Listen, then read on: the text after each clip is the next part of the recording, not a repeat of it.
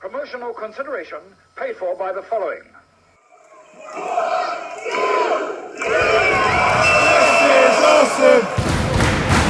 This is awesome! Hello and welcome, Cheap Shot Nation. This is Cheap Shot Entertainment. I am your host, Luke, and we are going to take you through everything that happened at Portland, Oregon, at the Moda Center for TakeOver Portland. It was on the 16th of February 2020, and for once it was on a Sunday and it wasn't on a sort of normal pay-per-view weekend, which is, you know, it's a step up for NXT, and as usual they bring it, and it was a really good show. So if you like this video and you like our reviews, make sure you click the subscribe button and the notification bell to know when we upload new content to the channel, as well as going over to social media, Instagram, Facebook and Twitter, and getting your merch to show your support for Cheap Shot Entertainment and myself, and be part of the Cheap Shot Nation through the Close to Order shop. We get a little bit of a kickback. You support us, we support you, everything is good. Let's get straight into the action. The first match of the evening was indeed a championship match. It was the North American Championship. I was surprised to see this at the beginning of the show, simply because Keith Lee is, is the upper echelon at the moment of NXT. Everyone's well into this guy, and anybody who can get, a bit like Chris Jericho with his list, anybody who can get a name over like Keith Lee, two of probably the worst combination of names that I've heard in a wrestler, but hey, it works for him and he's got it over and it works. You know, I'm going to be chanting that, and I do quite often have it on my workout playlist, and that's a bask in my glory. But there you go, Keith Lee. Keith Lee is going against Dominik Dijakovic. These two guys are no strangers to each other, gaining a lot of respect for each other through a series of very hard-hitting, high-flying matches. These two guys are huge. Keith Lee is over 300 pounds.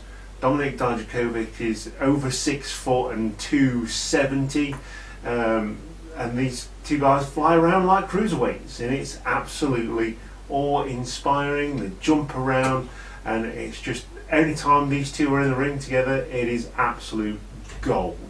You have to feast your eyes on these two. But basically, after a lot of hard-hitting action, Keith Lee does retain his championship with a fireman's carry power slam. I'm not quite sure what he calls that. I didn't quite catch the name of it, but it looks impressive after jumping and flying and doing flips and all that kind of stuff. He takes the victory over Dijakovic after he fails to get Keith Lee up for the Feast Your Eyes finishing move. It looked like for a moment that Dominik Dijakovic was going to pick up the championship. Couldn't get Keith Lee up, couldn't pick the 300 pounder up onto his shoulders and hit the Feast Your Eyes. Keith Lee capitalizes with the fireman's carry power slam, almost like a jackhammer type thing, and picks up the victory in this one. Your North American champion is Keith Lee, and he's on the rise in NXT. We go into next the first of two women's matches at NXT TakeOver Portland. It is the street fight between Tegan Nox and Dakota Kai. The background between these two, they were both in Team Kick. They both had knee injuries around about the same time. They helped each other rehab. Back in November 2019, they were both in the first ever women's War Games, where Dakota Kai attacked Tegan Nox viciously with the door to the shark cage that held the teams. And it's been building up for months and months and months, and we finally got some closure on this one. Street fight, vicious, starts off on the ramp, it goes through the crowd, and then we don't really see any more crowd fighting from there. It's all outside the ring, but the new rules of the street fight is that you can fight anywhere, but you've still got to drag your opponent back to the ring, apparently. You've got to drag your opponent back to the ring for the finisher to finish the match. It's probably not a new thing. I think basically, unless it's false count anywhere, you still have to do the pin in the ring.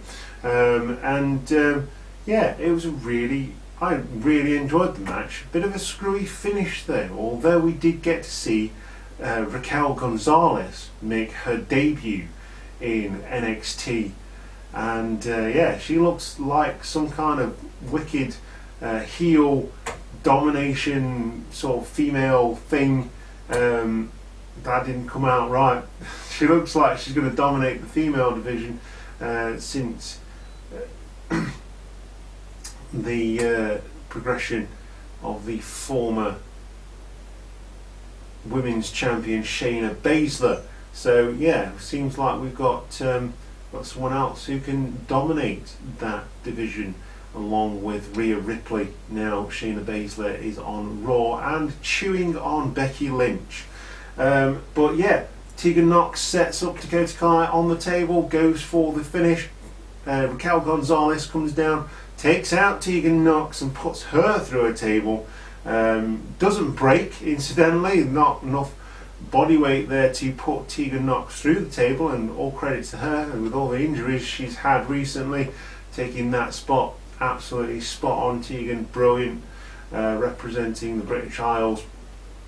Dakota Kai goes for the cover and finishes the match. She picks up the victory. She looks rather shocked that Raquel Gonzalez has come out to help her.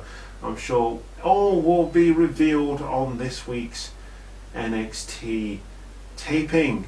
Go on to next. It is Johnny Gargano versus Finn Balor. Another match months in the making. Finn Balor made his return the end of last year to rapturous applause. He attacked the Undisputed Era as well as Johnny Gargano. He delivered the 1916 to Johnny Gargano on the ramp. Johnny Gargano was out for months.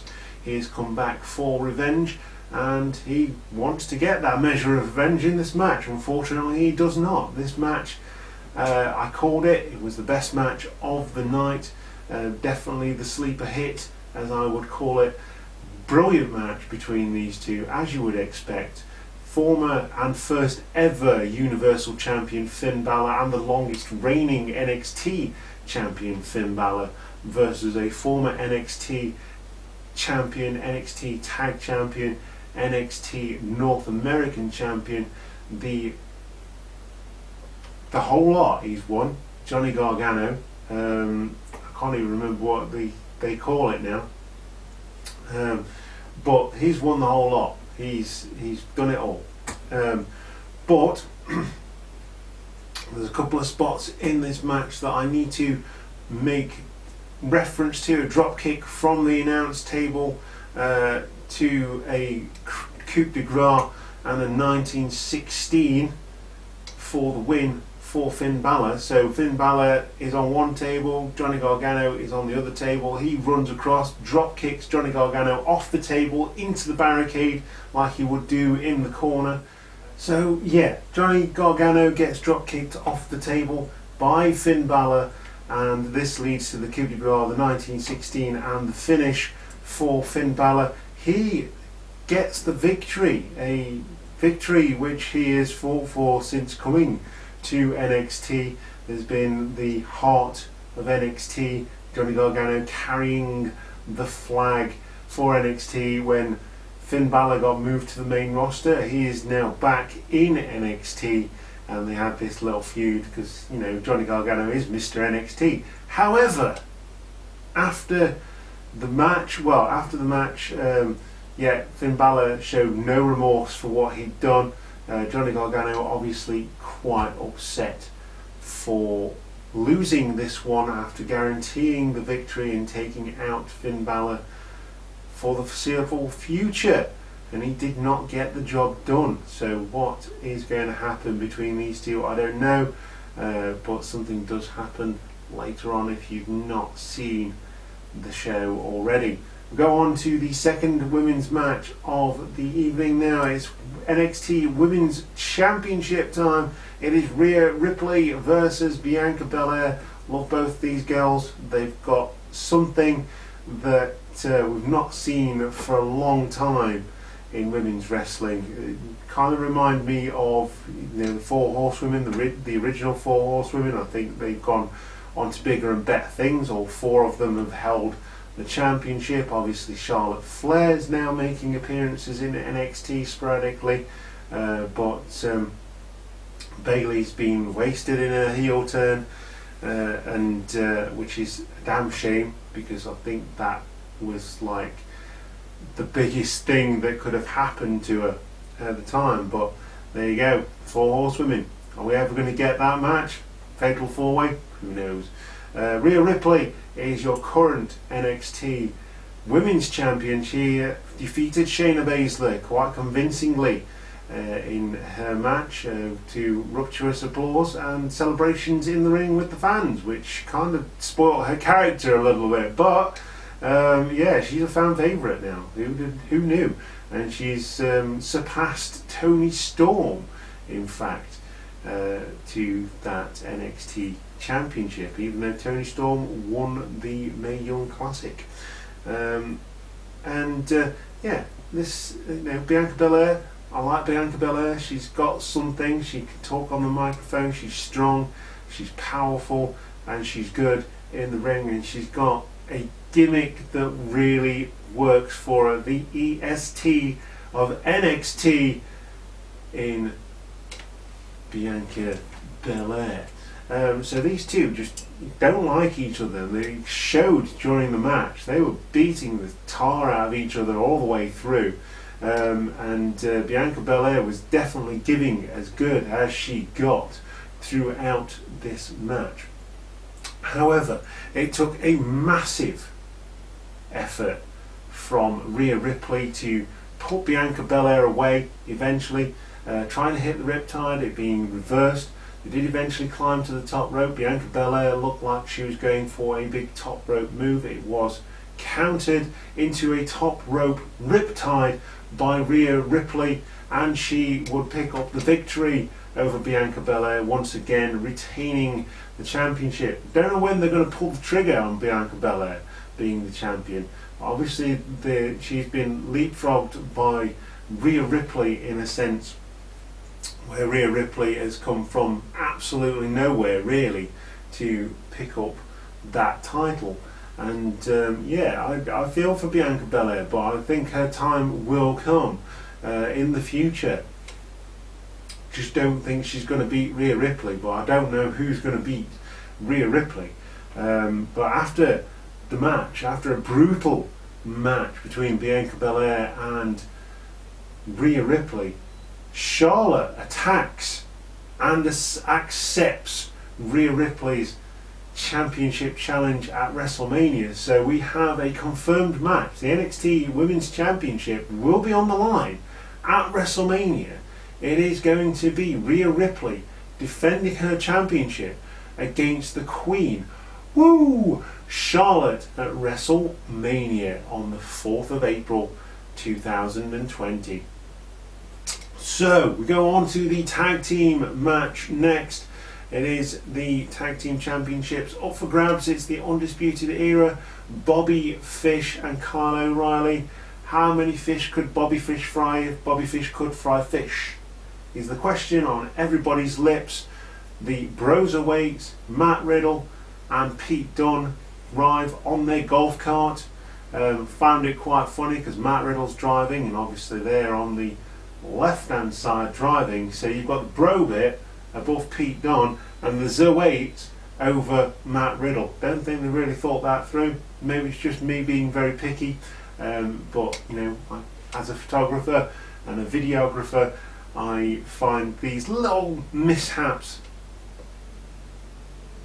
annoying, shall we say.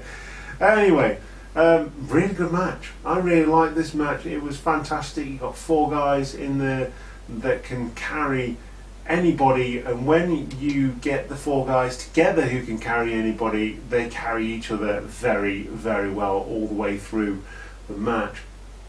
I called this one. I said that the Broserweights were going to pick up the championship as the usual.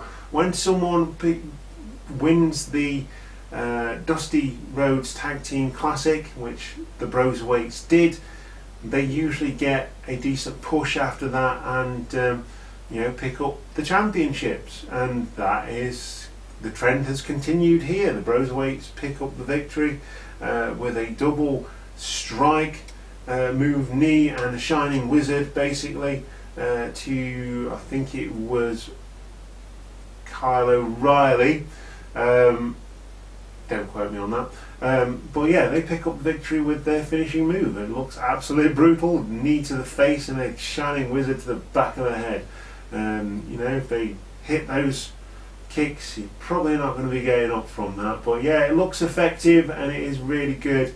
And the Broserweights are the champions after a brutal match with the Undisputed Era. So is this the implosion of the Undisputed Era? 2 championships down now, with Roderick Strong not being the North American champion anymore, and now the Bobby Fish and Kyle O'Reilly dropping the tag team championships. Is it the implosion of the Undisputed Era? Are they going to be sent to the main roster? Who knows? We can only speculate as we go into the final match, which is for the NXT Championship. It is Tommaso Ciampa, the man who had to give up his championship, had to give away Goldie because of an injury, against the man who picked it up against Johnny Gargano in a 2 out of 3 falls match, Adam Cole, and he's been the prophecy ever since that time. So he has not looked like anything like he was going to lose that title. I can't really see where he's going to lose the title, and I can't see who's going to take it off him. However, obviously with what happened at the end of this match, it does give Finn Balor a chance to move into that championship picture, and Finn Balor is just going around like a badass he should be, and just beating everybody up, and I like it. I like this Finn Balor, not the woo Finn Balor, but the Prince Devitt Finn Balor. So Tommaso Ciampa versus Adam Cole. Again, another really good match, and apart from the Gargano versus Finn Balor match, this match was certainly the second one down for me in terms of quality, and really good match. Again, 2 guys who can do their thing in the ring. They know the psychology behind all of the moves. They know how to get the crowd going. They were fighting on the outside. They were beating each other up on the inside of the ring. I think they fought into the crowd at one point. The referee was letting this go. But it would ultimately be Adam Cole who would pick up the victory and retain his championship against Tommaso Ciampa. As the Undisputed Era came down to the ring, Tommaso Ciampa fought them off. Gargano came down from the other side, apparently to support his in the championship match. It would be Adam Cole who brought the belt into the ring, the championship into the ring, with the intention of hitting Tommaso Ciampa with it, as the rest of the Undisputed Era distracted the referee. Tommaso Ciampa ducked it. He fell over. He went towards the ropes. Johnny Gargano grabbed the title as if to say, no, you can win it. You can win it without hitting him with this. He grabbed the title. Tommaso Ciampa's like, what? And Johnny Gargano looks at the title, looks at Ciampa, clocks him round the side of the head, and we get Adam Cole keeping the gold. He rolls Tommaso Ciampa up, pins Tommaso Ciampa, and keeps that championship firmly round his waist.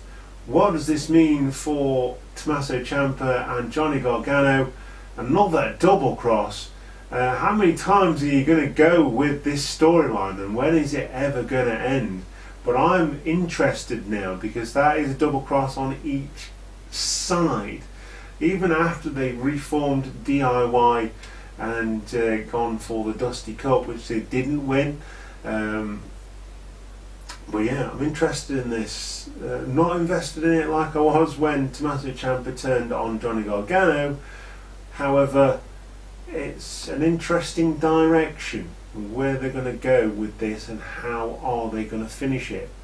But in the meantime, the Undisputed Era have lost 2 out of their 3 championships now. They can't sell all the gold t-shirts anymore, baby. And we get Johnny Gargano versus Tommaso Ciampa again. And yeah, that is the end of the show. So all together, all over, all in all, very good pay-per-view. Always expect NXT to deliver, whether it's NXT or NXT UK. Worlds Collide was fantastic as well. And one thing I'm really looking forward to on WrestleMania weekend is TakeOver Tampa. I'm going to be there. Revealed, I'm going to be there on that night, on the 3rd of April. It's going to be fantastic, absolutely brilliant. It's 4th of April, isn't it? Yeah, 5th of April is WrestleMania. 4th of April, I'm going to be in that Amalie Arena watching NXT live from Tampa, Florida, and I'm really looking forward to that now. We've got the chance to see Johnny Gargano versus Tommaso Ciampa in possibly what might be some kind of street fight, or maybe they'll bring in the Hell in a Cell, I don't know. All sorts of speculation. I've got butterflies in my tummy now just thinking about it as a wrestling fan, and I'm going to really look forward to that. But if you have not seen this show, I hope I haven't spoiled too much for you. Try not to go into too much detail, but it's very much worth a watch, even though you know who's won. And let's face it, with the advent of social media and living in the modern age, you probably just went on Twitter and saw all the champions with their pictures on social media. So I don't think I've spoiled it too much, but very much worth a watch, even if you do know who's won. Very good show, as per usual, apart from the screwy finish to the women's match, and bit of a screwy finish in the main event, but I guess that's a good thing because we get Johnny Gargano versus Ciampa again, and I could watch those two fight forever. Honestly, I really could. Overall, really good show. So, hope you've enjoyed this video. Hope you support the Cheap Shot Nation by clicking the subscribe button, hitting the notification bell and liking the video. Join us on social media, Instagram, Facebook and Twitter. And if you're into your movies as well, maybe you want to check out the quick shot reviews that we do of movies that we see as we go to the movies, and also watch Netflix at home as well. And don't forget the t-shirt shop where you can buy your merchandise, show support for the channel. We get a little bit of a kickback and you get to wear some really cool t-shirts. And on that note, you are the Cheap Shot Nation. I've been your host Luke for this video, and we'll see you next time. Goodbye.